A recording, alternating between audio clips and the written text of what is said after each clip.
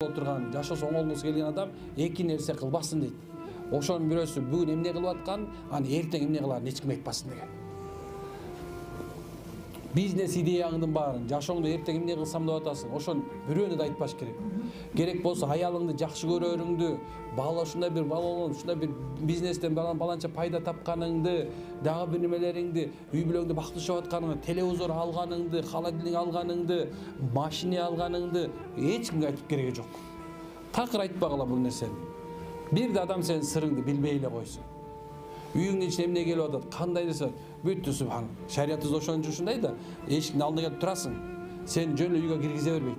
Ой кел чай ич деген нерсе ал болбойт ал. Ассаламу алейкум арабзан. Кээ ой мындай нан ости деген сөз, мындай бир нанды алып кел алдыңа нанды бер. Ошо остип чыксын, кур кетип калбасын. Ушундай эле нерсе. Бияка кошунан үйгө барсаң, эшиктин алдынан ары киргенге акың жок. Акың жок аяктан ары киргенге.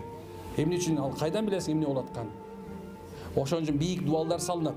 Жашооң субханалла эмне болуш үчүн. Bir sahaba paygambarga ыйлап келди, "Ой, я Расул, мен такыр кедейчиликтен кул эмете албай койдум." Десе, пайгамбар, "Сен дуал кур" деп атат. Дуал жаса. Баягы дуал жасады. Бир нече убакыттан пайгамбар өзү сурап аткан, "Жашоо кандай болуп калды?" "Я Расул, жашоо оңолду" дейт. Кудайга шүгүр дейт. Көрдүңбү кандай нерсе? Сенин ашкер болуп турган болсо, эч качан болбойт. Ошо себептен жанакындай бир өзүңөрдүн жашооңордо эбилер салат жасап атса деле кое берет, статустун көрөсүң, бүт Instagram биременен бардыгындачы. Бүт ушундай бир көлдөй салып жүрөт, тияктей салып жүрөт, машинесинин жанында түшөт. Ушундай бир бактылуу эле көрсөтүп берет да. Анан кийин андай нерсе канча кишиде жок. Мен көп жанагындай боюнда бар аялдарга айтам. Балдарыңар азыртана ДЦП болуп, жанагындай төрөлүп атканда жана аутист болуп калышын каалабасаңар, анда балдарыңар курсагыңда жүргөндө ошону тартпа. Шариятта эмне үчүн кенен кийсин дейт. Мындай эми айла жок, кенен кийгизе албай калдык. Көп аялдардын бар эркектин шымын, эркектикин кийип алды го. Бул деген ушундай чоң нерсе. Азыркы заманда баласыздык деген ушундай чоң бир көйгөйгө келгенбиз биз. Бала таппагандар абдан көп.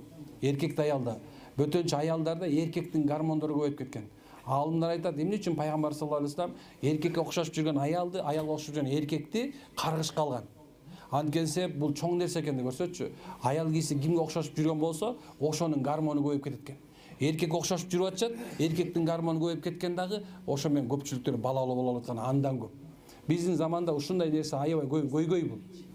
Эми караңыз, ошол субханалла, ошол жана ичимде эмне үчүн кененирээк кийди? Жок дегенде, жана балалуу болуп турган боюнуңда болгон кезде кененирээк кийгин. Анткени балалуу болбогон абдан көп. Сенин курсагыңды көрүп алып, ушундай бир мечтать эткен аял көп. Акчаларын чыгарып алып, мына заработали деп, монда акчаларды 1000 сом, 5000 сом, бир миллион доллар өткөнсү бир 20 000 сом деле көрсөтүп берет го кийбирлерчи. Ушунча даражада субханалла, эмнекен болбойт андай нерсе. Катылыш керек бул, жашырылыш керек. Эч качан субханалла эч кимге айтпаш керек. Ушундай нерсе керек болсо, жанагындай жарыя кылбаганга аракет кылыш керек.